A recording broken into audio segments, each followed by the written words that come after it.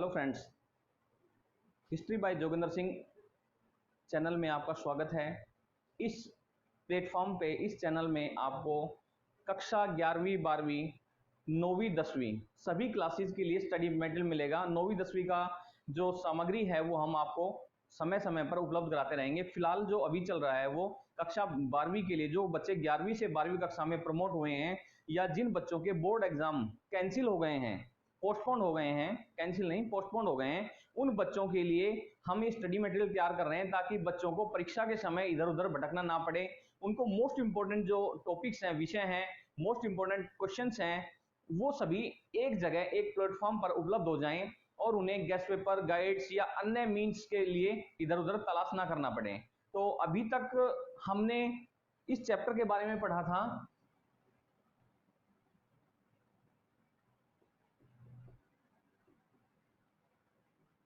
Chapter first, bricks, beads and bones.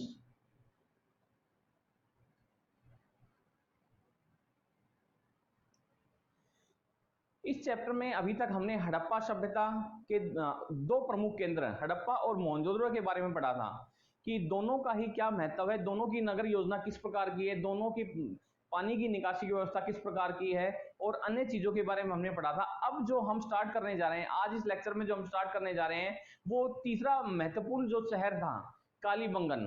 Kalibangan, यह जैसा कि नाम से प्रतीत होता है, कालीबंगन का अर्थ है मिट्टी की चूड़ियां। यह प्रदेश कालीबंगन प्रदेश राजस्थान के गंगानगर में स्थित है। इसकी खोज 1953 में एक घोष ने की थी। यह प्रदेश अपने आप में एक विशेष विशेषताएं लिए हुए है क्योंकि जैसा मैंने बताया कि कांच वो मिट्टी की चूड़ियां, तो मिट्टी की इस प्रदेश में मिट्टी की चूड़ियां प्राप्त हुई हैं। इससे पहले हमें इस तरह की चीजें नहीं मिली हैं। खिलौने मिले हैं, बर्तन मिले हैं, आभूषण मिले हैं, अन्य चीजें मिली हैं, लेकिन ये एक ऐसा प्रदेश है जहां हमें मिट्टी की चूड़ियां मिली हैं। इससे प्रतीत होता है कि महिलाओं में मिट्टी से बनी हुई चूड़ियां या टेरिकोटा से बनी हुई चूड़ियां, इस तरह की आभूषण पहनने की एक परंपरा थी। ये जो नगर योजना है, इस कालीबंगन की नगर योजना जो है वो भी हड़प्पा और मोहनजोदड़ो के समान ही थी।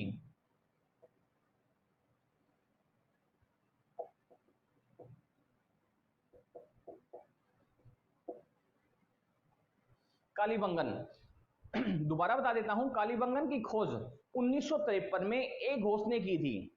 आर्कोलॉजिकल सर्वे ऑफ इंडिया के अंतर्गत उन्होंने खोज की थी। इस प्रदेश को हड़प्पा का एक महत्वपूर्ण प्रदेश माना जाता है, महत्वपूर्ण नगर माना जाता है। यह नगर योजना सेम ऐसी ही थी जैसी हड़प्पा की थी या मोहनजोदड़ो की थी। यह भी एक नगरीय, कालीबंगन भी एक नगरीय व्यवस्था थी।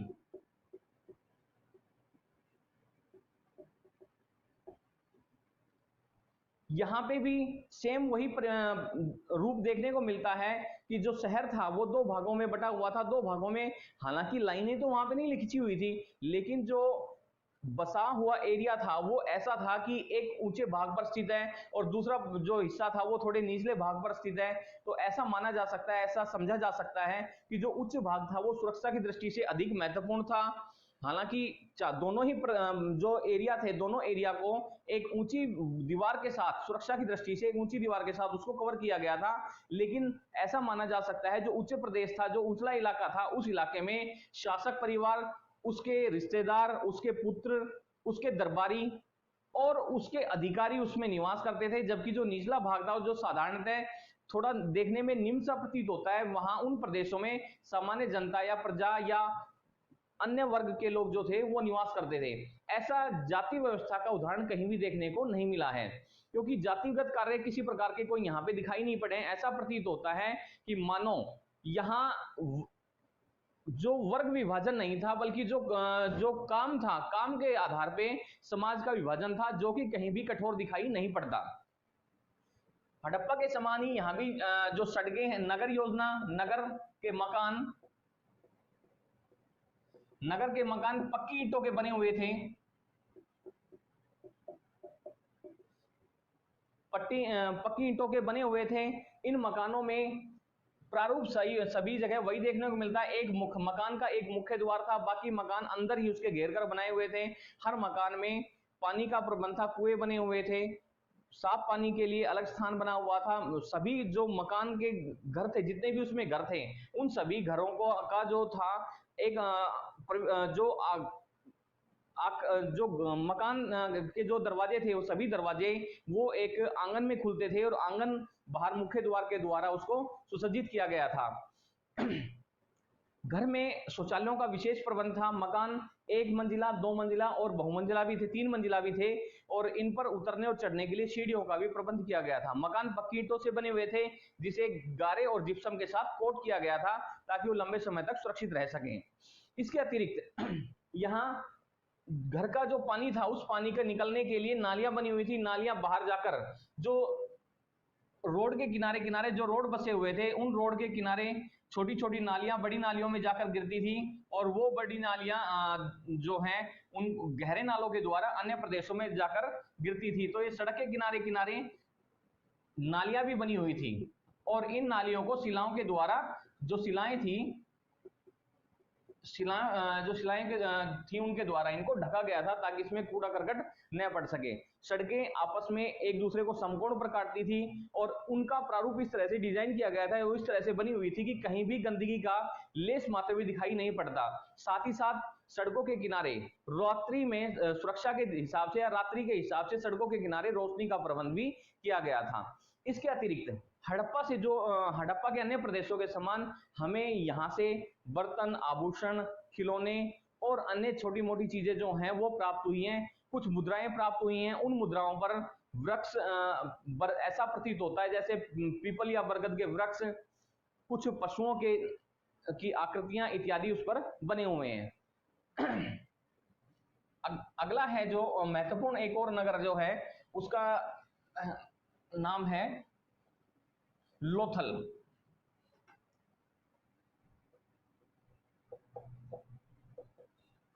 लोथल आधुनिक गुजरात में स्थित है। इसकी खोज 1955 में एस.आर. राव ने की थी। इनको लोथल की खोज का श्रेय जाता है, और लोथल जो रहा है, लोथल एक बड़ा ही महत्वपूर्ण बंदरगाह शहर रहा है। बंदरगाह का एक विशेष स्थान होता है। जो बंदरगाह होते हैं, उन बंदरगाहों से देश के कुछ हिस्से जो समुद्र से या नदियों से जुड़े हुए हैं उनसे, और विदेशों के कुछ अन्य भागों से व्यापार होता है। तो व्यापार की दृष्टि से लोथल बड़ा ही महत्वपूर्ण था। इस लोथल बंदरगाह के द्वारा मध्य एशिया,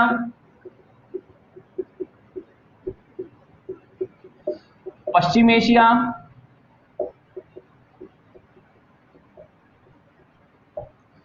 और दिलमुन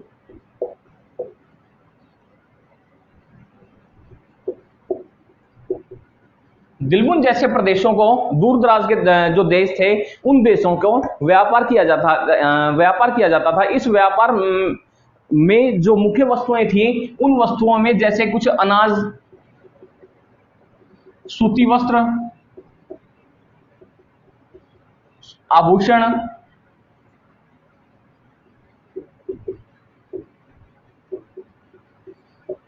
खिलौने,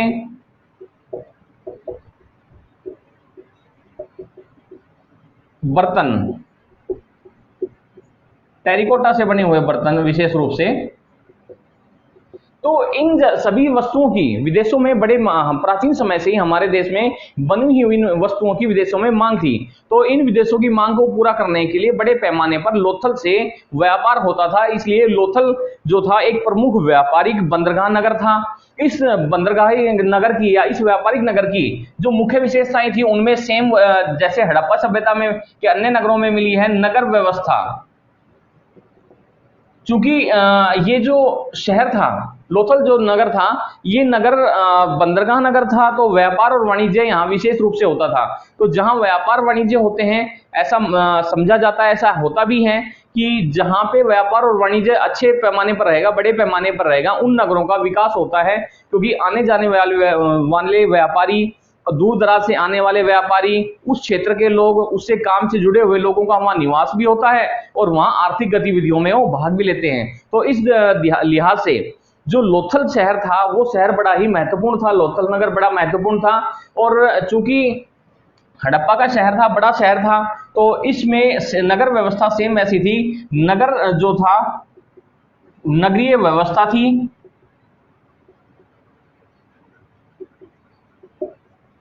मकान जो थे वो सेम पक्की ईंटों से बने हुए थे, पक्की ईंटों से बने हुए हवादार मकान थे, पक्की ईंटों से बने हुए हवादार मकान थे, ताकि इन मकानों में हवा का विशेष प्रबंध बना रहे। एक मंजिला, दो मंजिला और तीन मंजिला मकान भी थे। मकानों को पक्की ईंटों से बनाया गया था, जिसे गारे के साथ और जिप्सम के साथ लिपा गया था, लिपाई भी की गई थी, ताकि इन मकानों को लंबे समय तक सुरक्षित रखा जा सके। अन्य हड़प्पाई नगरों के समान इन प्रदेशों में भी, इसमें भी लोथल जो था, लोथल के नगरीय व्यवस्था में भी सड़कें 90 डिग्री, 90 डिग्री के पर बनी हुई थी, जो आपस में सभी सड़कों को समकोण पर काटती थी।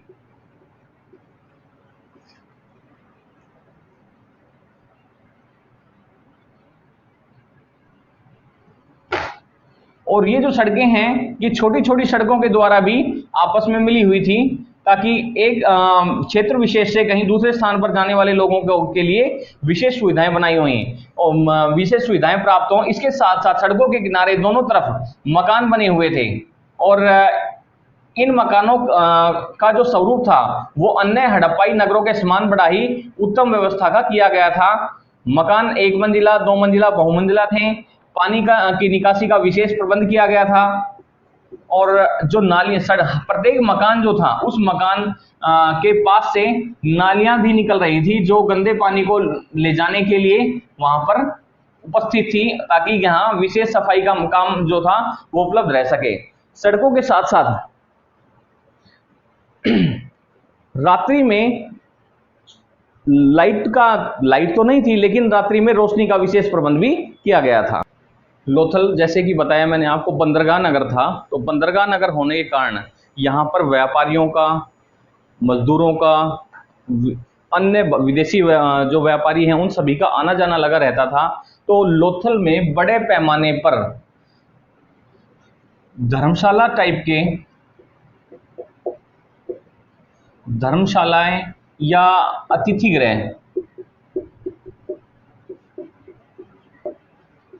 अतिथि गृह प्राप्त हुए हैं, जो लोगों के लिए रात्रि में या लंबे समय तक रुकने के लिए व्यवस्था प्रदान करते थे। इसके साथ साथ चूंकि एक बंदरगाह नगर था, तो बंदरगाह से जो माल है, माल को लादना और उतारना और चढ़ाना होता था, और उसको सुरक्षा की दृष्टि से कुछ समय के लिए स्टोर भी करना होता था। तो बड़े पैमाने पर यहाँ पे स्टोरेज, भंडारण के लिए गोदामों के अवशेष भी प्राप्त हुए हैं, गोदामों के अवशेष।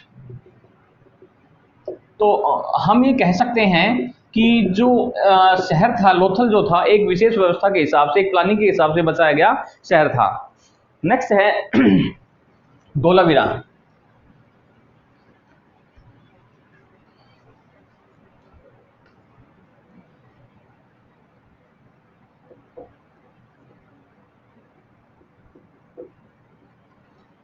धोलावीरा ये भी आधुनिक गुजरात में है।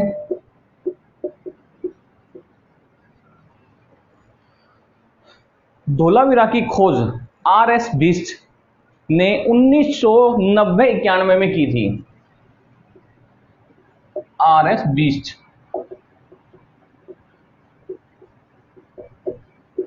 1990-91 में की थी।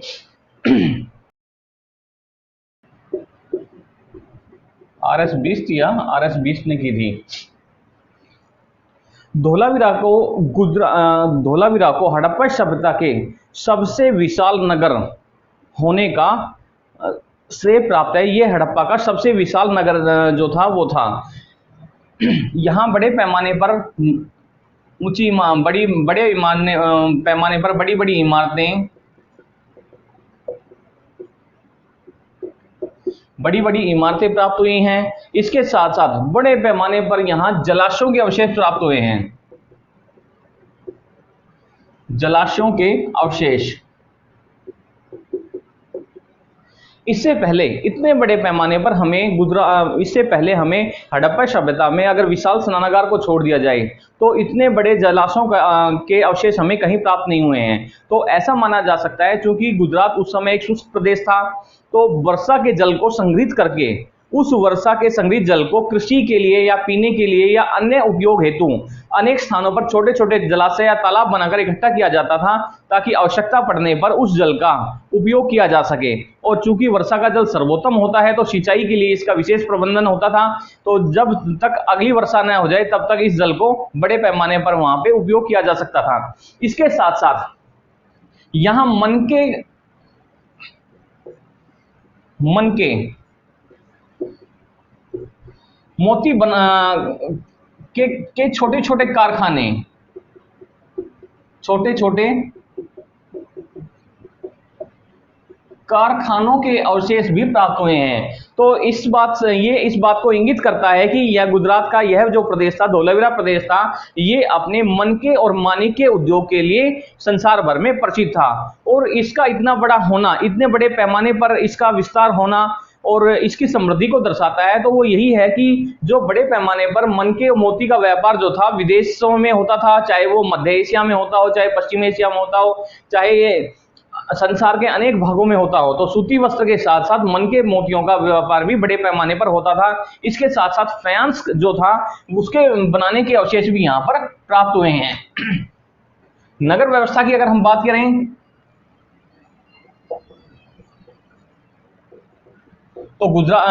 तो हड़प्पा के अन्य शहरों के समान यहाँ भी एक नगरीय व्यवस्था थी। मकान बड़े बड़े छोटे छोटे सब तरह के मकान बने हुए थे, और जो भी मकान बने हुए थे वो सभी एक पैटर्न में बने हुए थे, एक तरीके से बने हुए थे, जो इस बात को इंगित करता है कि ये एक सोची समझी प्लानिंग के तहत, एक सोची समझी रणनीति के तहत बनाए गए शहर थे।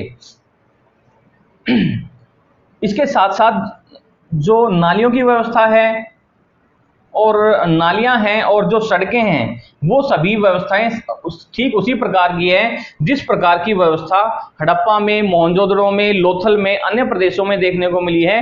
वो सारी की सारी व्यवस्था उस प्रकार की व्यवस्था ही धोलावीरा में भी देखने को मिली है।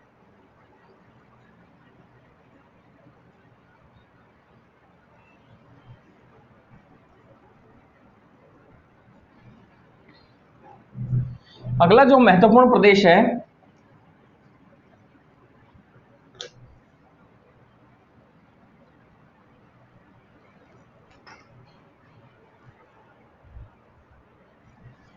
बनावली।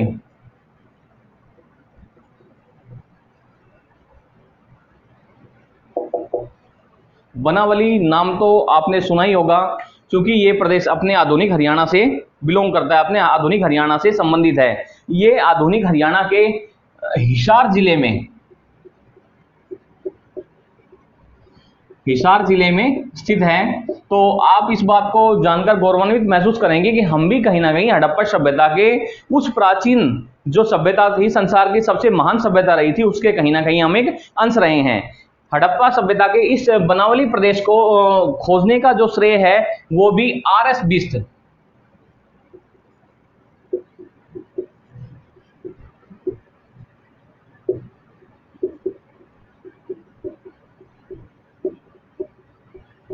आर.एस. बिष्ट को जाता है, जिन्होंने 1973 में हड़प्पा के इस महत्वपूर्ण नगर की, हरियाणा के इस शान महत्वपूर्ण नगर की खोज की थी, जिससे हम भी कम से कम इस सभ्यता से जुड़ने का गौरव अपने आप में महसूस करते हैं। बनावली हालांकि एक बहुत बड़ा प्रदेश है और इसमें उतने जितने की हड़प्पा में, मोहनजोदड़ो में, धोलावीरा में, लोथल में उतने बड़े पैमाने पर उस प्रकार की व्यवस्था तो नहीं मिली है, लेकिन फिर भी ये अपने आप में एक महत्वपूर्ण व्यवस्था रही है। चूंकि यहाँ पे नगर व्यवस्था है, नगरीय व्यवस्था सेम ठीक उसी प्रकार की मिलती है जिस प्रकार की नगरीय व्यवस्था थी वो हड़प्पा, मोहनजोदड़ो, लोथल, धोलावीरा में देखने को मिली थी, उसी तरह की व्यवस्था यहाँ पर भी देखने को मिली है। मकान जो थे बड़े पैमाने पर पक्के मकान बने हुए थे, और जो 1 मंजिला, 2 मंजिला और 3 मंजिला भी थे, और इनमें ऊपर जाने और नीचे आने के लिए विशेष प्रबंध बनाया गया था। इसके साथ साथ सभी जो मकान हैं बड़े होते थे, और मकान के जितने भी अंश होते थे, जितने भी भाग होते थे, वो सभी आंगन में आकर खुलते थे। आंगन विशाल होता था, जिसमें कुएं का प्रबंध, जलाशय का कुएं का प्रबंध, साफ पानी के लिए कुओं की व्यवस्था थी। इसके साथ साथ शौचालय बने हुए थे, शौचालयों के साथ साथ स्नानागार भी बने हुए थे, स्नान घर भी बने हुए थे, और उनसे निकलने वाले पानी को नालियों के माध्यम से घर से बाहर निकाला गया था। छोटी नालियां आकर बाहर बड़े नाले में आकर मिलती थी, और बड़े नाले उनसे बड़े नालों में जाकर मिलते थे। सड़कें चौड़ी थी, जो आपस में फिर दोबारा से वही रिपीट हो रहा है कि आपस में समकोण पर काटती थी, आपस में समकोण पर काटती थी। इसके साथ साथ मकान जो थे वो प्राय अक्सर जो देखने को मिला है कि वो सड़कों के साथ साथ मकान बने हुए थे, और इन मकानों के बाहर, इन मकानों को का जो जल की निकासी थी वो छोटी छोटी नालियों के माध्यम से बड़े नाले में डलती थी, और इसके साथ ही सारा दूषित पानी बाहर चला जाता था। और इसको, इन नालियों को बड़ी बड़ी शिलाओं के साथ ढका गया था, ताकि इसमें कूड़ा करकट ना गिर पाए। और हवा के साथ साथ जब हवा चलती थी तो उस हवा से इन सड़कों की जो सफाई का प्रबंध है वो भी अपने आप ही हो जाता था, और नालियां ढकी होने के कारण मिट्टी उनमें भरती नहीं थी। तो एक देखने को ये मिलता है कि उत्तम व्यवस्था उन लोगों ने डिजाइन की थी, जो आज से लगभग 5000 साल पहले जिसकी हम कल्पना कर रहे हैं, जिसको हम इतिहास से जोड़ रहे हैं, जिस इतिहास का हम निर्माण करने का प्रयास कर रहे हैं, वो अपने आप में आप जान सकते हैं कितनी उत्तम व्यवस्था रही होगी।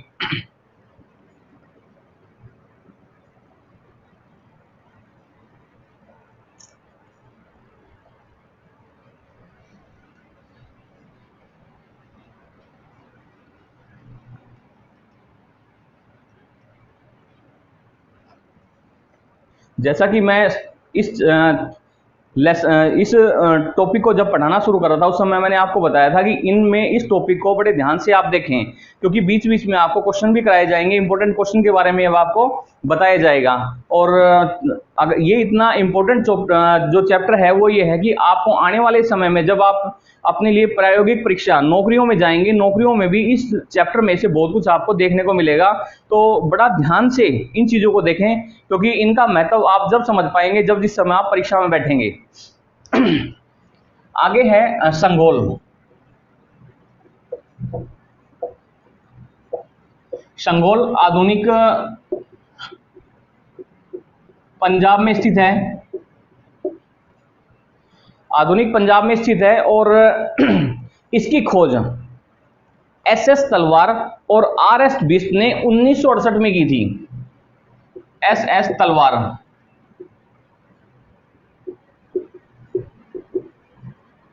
और आर.एस. बिष्ट।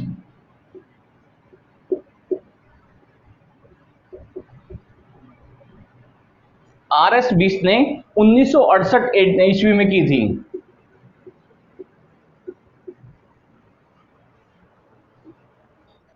जैसा कि आप सभी को पता है कि पंजाब पंज जमा आब मीन्स 5 नदियों का क्षेत्र, 5 प्रमुख नदियां इस क्षेत्र में से बहती हैं। इस क्षेत्र प्राचीन समय से भी बहती थी, आधुनिक समय में भी बहती है।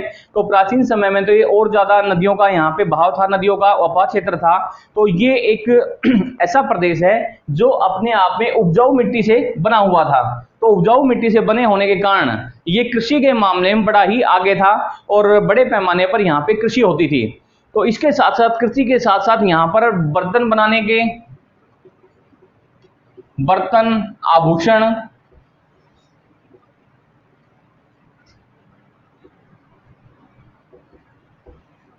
बर्तन बनाने के, आभूषण बनाने के, मूर्तियों के, मूर्ति कला, सूती वस्त्र, फायांस, इन सभी चीजों के लिए संघोल प्रसिद्ध था। तो इसके साथ साथ सुरक्षा के हिसाब से इसके चारों तरफ ये एक ऐसा प्रदेश है जिसमें सुरक्षा के हिसाब से या सुरक्षा की दृष्टि से चारों तरफ खाई, चारों तरफ गहरी खाई मिली है जिसमें लंबे समय तक पानी भरा रहता था। हो सकता है उस समय मगरमच्छ के अवशेष मिले हैं, तो पानी में मगरमच्छ वगैरह भी छोड़े गए होंगे ताकि अड़ोस पड़ोस के जो राज्य रहे होंगे या विदेशी लोग रहे होंगे या अन्य सुरक्षा के कारणों से उस खाई को पानी से जल से भरा गया था, उसमें मगरमच्छ छोड़े गए थे ताकि विपत्ति के समय वो कहीं ना कहीं इनके लिए एक ढाल के रूप में कार्य कर सके। इस पार्ट से संबंधित कुछ इंपॉर्टेंट क्वेश्चन है, मैं आपके सामने लिख रहा हूं, आप उनको नोट करें। वैसे ये सभी क्वेश्चन आपको बाद में पीडीएफ के रूप में भी आप प्रोवाइड करवा दिए जाएंगे। ये बड़े इंपॉर्टेंट क्वेश्चन है जो आपको परीक्षा के लिए उपयोग, आपकी 12वीं की परीक्षा के साथ साथ भविष्य में नौकरियों के लिए जो आप तैयारी करेंगे उनके लिए भी बहुत ही इंपॉर्टेंट प्रश्न उत्तर हैं। तो इन सभी को ध्यान से नोट करना सुनिश्चित करें, किसी भी सूरत में इनको छोड़े ना, ताकि ये आपके भविष्य के निर्माण में सहायक साबित हो सकें। फर्स्ट क्वेश्चन है,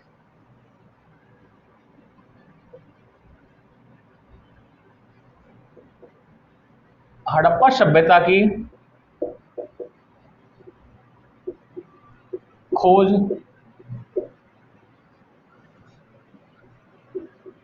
किसने और कब की?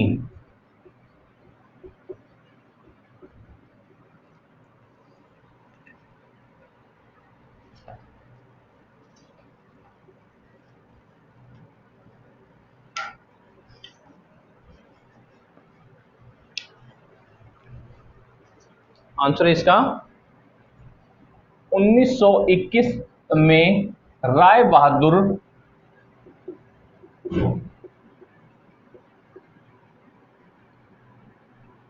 दयाराम साहनी ने।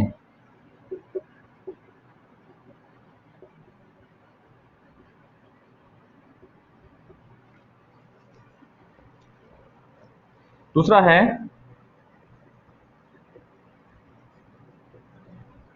मोहनजोदड़ो मोहनजोदड़ो की खोज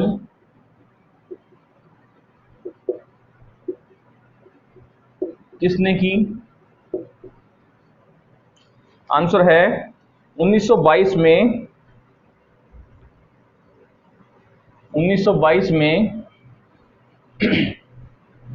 राखल दास बनर्जी ने।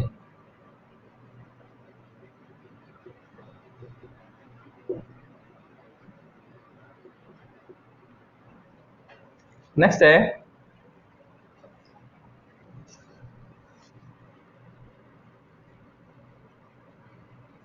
काली बंगन का क्या अर्थ है?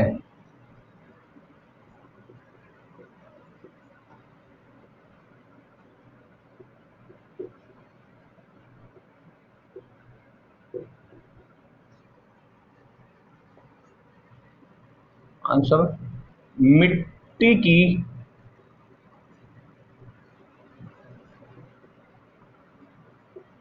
चूड़ियां।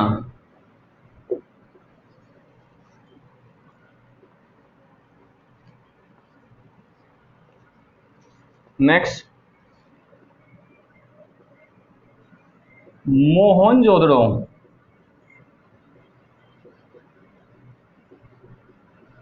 मोहनजोदड़ो के विशाल स्नानागार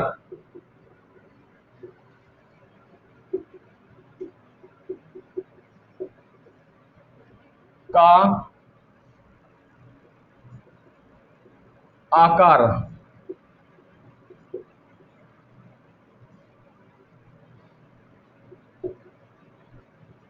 कितना है?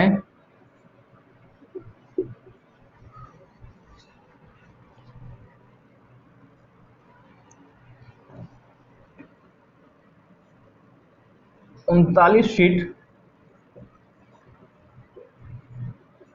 लंबा, 23 फीट चौड़ा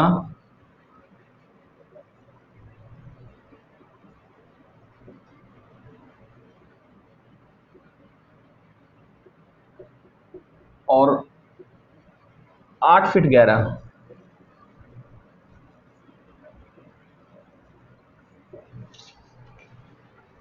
इनको नोट करें ध्यान से अभी।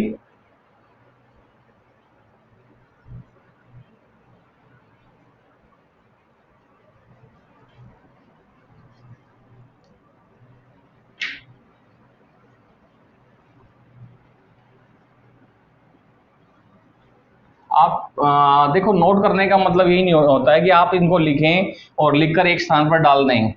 जैसा मैंने आपको बताया कि ये उन बच्चों के लिए भी बहुत इंपॉर्टेंट है जिनकी परीक्षाएं आगे स्थगित हो गई हैं, मीन्स 12वीं कक्षा की परीक्षाएं जो अभी कुछ समय के लिए टाल दी गई हैं, और बहुत जल्दी जैसे ही ये कोरोना महामारी थोड़ी कम पड़ेगी या थोड़ा सा जैसे इसमें जैसे ही इसमें थोड़ा स्थगन आएगा, आपकी परीक्षाएं हैं वो पुनः दोबारा से स्टार्ट करवा दी जाएगी। तो उसके लिए भी आप इनको शॉर्ट क्वेश्चंस को इंपॉर्टेंट रूप से तैयार कर लें, तो ये बड़ा ही महत्वपूर्ण है आपके लिए। नेक्स्ट है मिट्टी के हल के अवशेष कहां से प्राप्त हुए हैं?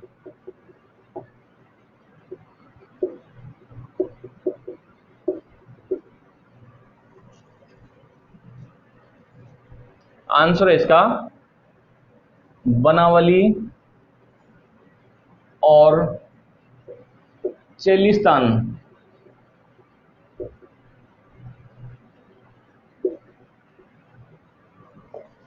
नेक्स्ट है सोर्तुगई कहां स्थित है?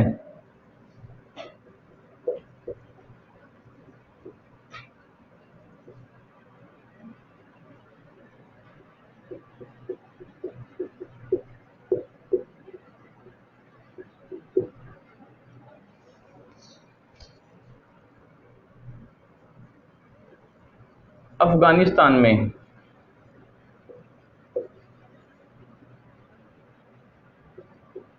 अफगानिस्तान में यह उस समय का एक बड़ा ही महत्वपूर्ण बंदरगाह था।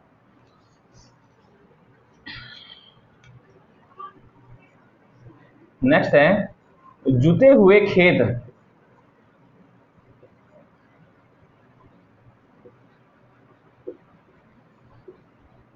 के चिन्ह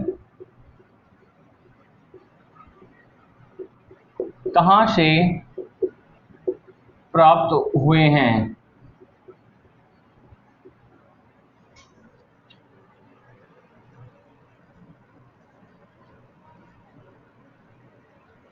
कालीबंगन से।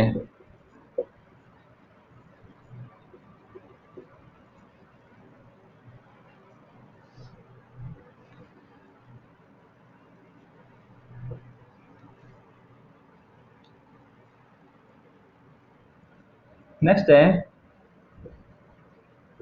मध्य एशिया में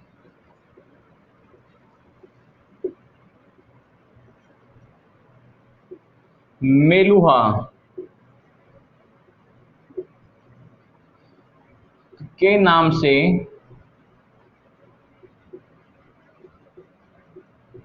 किसे जाना जाता?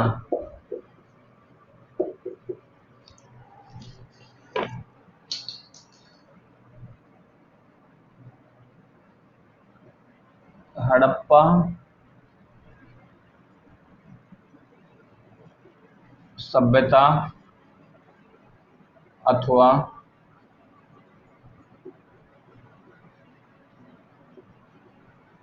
सिंधु सभ्यता को।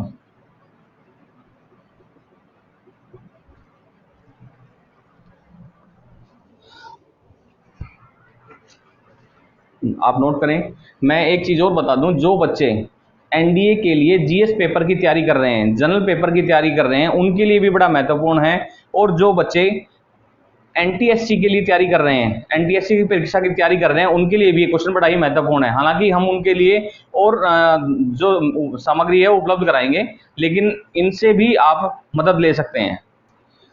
ये हालांकि ये जो सिलेबस है वो 12वीं क्लास का है, परंतु जो इतिहास है उसका कोई स्पेसिफाइड एरिया नहीं होता है। और आप छोटी कक्षाओं 6ठी से लेकर 12वीं 10वीं 11वीं 12वीं सभी कक्षाओं में इन चीज़ों को पाएंगे। तो ये क्वेश्चन एनटीएससी के लिहाज से भी बड़ा ही महत्वपूर्ण है। ये क्वेश्चन एनटीएससी में भी पूछे जा सकते हैं, तो आप इनको हल्के में ना लें और इनको जरूर अपना याद करें। नेक्स्ट है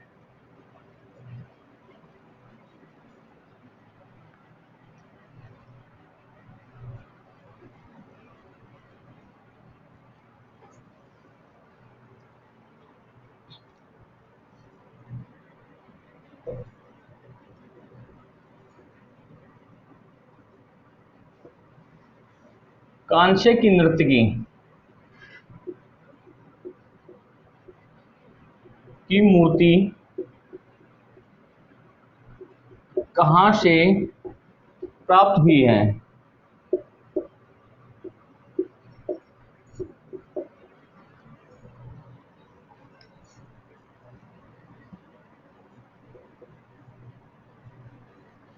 मोहनजोदड़ो से।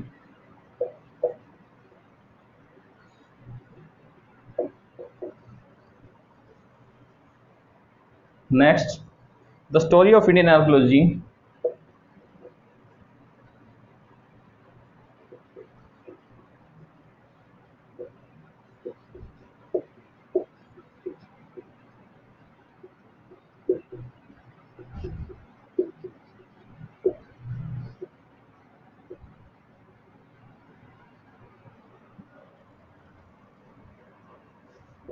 के लेखक कौन हैं?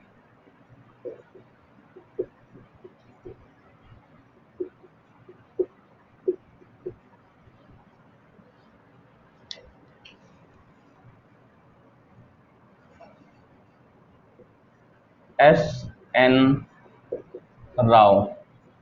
और ये बड़ा इंपॉर्टेंट क्वेश्चन है, ये बोर्ड की परीक्षाओं में अक्सर पूछा जाता है, एक साल छोड़ के एक साल या कंपार्टमेंट की परीक्षा में या जैसे भी है, इस क्वेश्चन को बार बार रिपीट किया जाता है। तो विशेष रूप से आप इसको ध्यान रखेंगे। ये 10 क्वेश्चन हैं जो बड़े ही इंपॉर्टेंट हैं, जो अब तक मैंने पढ़ाया उनमें कहीं ना कहीं ये आए हुए हैं। बाकी जो क्वेश्चन हैं वो आपको फिर दोबारा से फिर आगे करा दिए जाएंगे और इन क्वेश्चंस की जो पीडीएफ है वो आपको उपलब्ध करा दी जाएगी।